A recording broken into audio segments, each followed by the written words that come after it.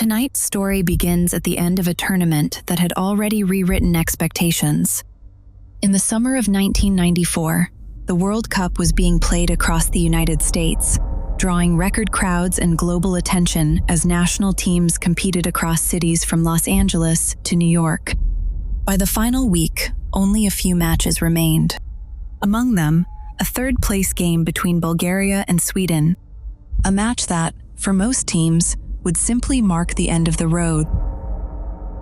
But for Bulgaria, it meant something more. They had already eliminated Germany. They had already exceeded every expectation.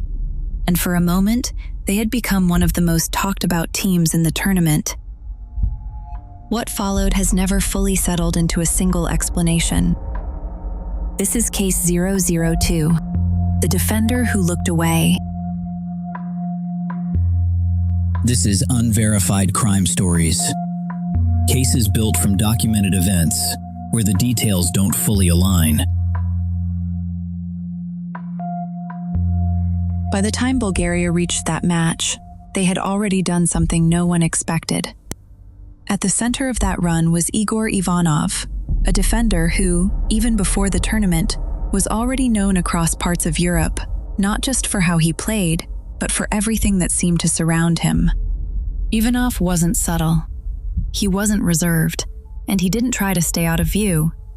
He arrived to training in expensive cars, dressed in a way that made sure people noticed, and carried himself with a kind of confidence that often bordered on arrogance.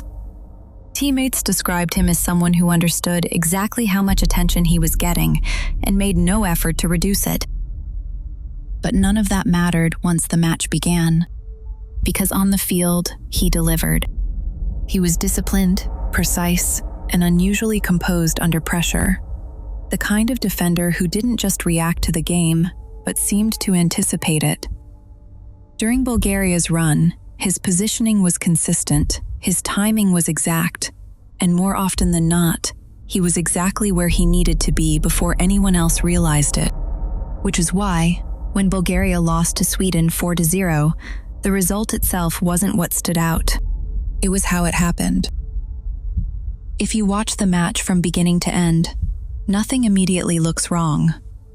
There isn't a single mistake you can point to and say that everything changed in that moment. There are no obvious errors, no clear breakdowns, no visible signs of a player out of control. Instead, there are smaller things. Moments where Ivanov adjusts his position slightly, just enough to create space where there shouldn't be any. Situations where he tracks a run, then slows down instead of committing, or hesitates for a fraction of a second in a way that feels out of place for someone who had been so consistent throughout the tournament. Individually, those moments don't mean much. Together, they begin to feel intentional. At the time, no one said that out loud. Not publicly, because teams lose, and Bulgaria had already gone further than anyone expected. But inside the team, there were questions, and those questions didn't begin after the match. They began before it.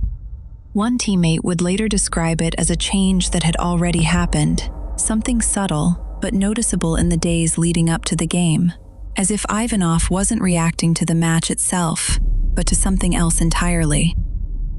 Around that same time, a journalist named Elena Markova began taking a closer look at the tournament.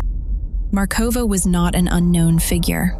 By the mid-1990s, she had built a reputation as a meticulous and disciplined sports journalist, someone who worked independently but was widely respected for her ability to connect details others overlooked.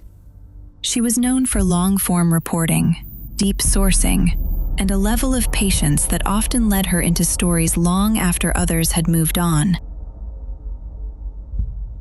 But her connection to this particular story wasn't entirely professional. For several years, Markova had been in a relationship with Ivanov, one that had remained mostly out of public view, but was understood within certain circles. Until, at some point around the tournament, it changed. No public statement was ever made. No clear timeline was established. But those close to them would later suggest that whatever existed between them had already begun to break down before the Sweden match was played. And that matters. Because Markova didn't begin her deeper review of the match during the tournament, she began after it. At first, her position appeared consistent. She defended Ivanov's performance, minimized the questions, framed the loss as structural, not individual. But over time, her focus shifted, not abruptly, gradually. Her reporting became more precise, more selective, less about the match as a whole, and more about Ivanov within it. She began isolating moments, rewatching sequences, describing decisions that, on their own, didn't seem unusual, but when placed together, suggested a pattern. And those who followed her work noticed something else. She wasn't just asking whether something had happened. She was asking how it could have happened, without being seen. Which raised a question that was never formally addressed: whether Markova was uncovering something or working through it. Because if her relationship with Ivanov had already ended before the match, then her investigation didn't begin with suspicion. It began with distance. And from that distance, everything can start to look different. Within weeks of the tournament ending, Ivanov signed with the LA Galaxy and relocated to Los Angeles. Because Los Angeles offered something Bulgaria didn't: visibility beyond the game. And Ivanov stepped directly into it. He became a regular presence in Hollywood nightclubs, private events, and late-night gatherings where athletes, promoters, and individuals with less clearly defined roles tended to overlap.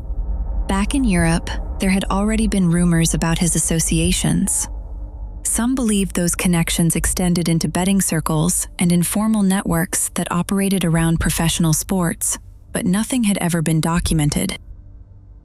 In Los Angeles, those connections became easier to observe, and one name began to surface more consistently than the others: Daniel Kovacs.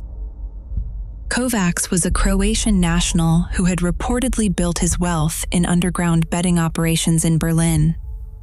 Years before Ivanov's arrival in Los Angeles, he relocated to the United States and settled in San Francisco, presenting himself as a real estate investor. On paper, his holdings appeared legitimate, but the structure behind them told a different story. Layered companies, overlapping ownership, investigations that never fully resolved. Kovacs moved through environments where money, sport, and influence intersected, and at some point, his path crossed with Ivanov's. Frequently. Around that same time, Markova began reviewing the Sweden match again, focusing on the consistency of Ivanov's decisions. Separately, there were reports, never confirmed, that Ivanov had received multiple phone calls in the days leading up to the match. Some believed those calls were connected to Kovacs, but that connection was never established. By early 1995, an investigation had begun in the United States, quietly. The focus was no longer just the match. It was Ivanov himself. At the club level, he continued to play, but off the field, things changed. He arrived late, left early, avoided questions. Markova traveled to Los Angeles. She never secured an interview, but she observed, and what she found wasn't evidence. It was proximity. The investigation lasted months. Then it ended. No charges. No findings. Ivanov remained in the United States, but over time, the focus shifted from a single moment to a pattern. By late 1996, the league formally suspended him. Shortly after, his contract was terminated, and he was no longer permitted to play. After that, he disappeared from the public spaces he once occupied. No appearances. No clear record. The match still exists, The footage has not changed. So the question isn't whether Bulgaria lost. The question is why a player who built his identity on being seen made decisions no one has been able to explain. Who was Daniel Kovacs? What role did those relationships play? And if Markova began this investigation after something had already ended, what exactly was she trying to confirm? Were Markova and Kovacs working toward the same outcome? Was she documenting something? Or being directed toward it? If there was leverage, what could it have been? Or was Kovacs simply a presence in the wrong place? At the wrong time? Because depending on how you interpret it, this was either coincidence or something far more deliberate. And that part was never verified.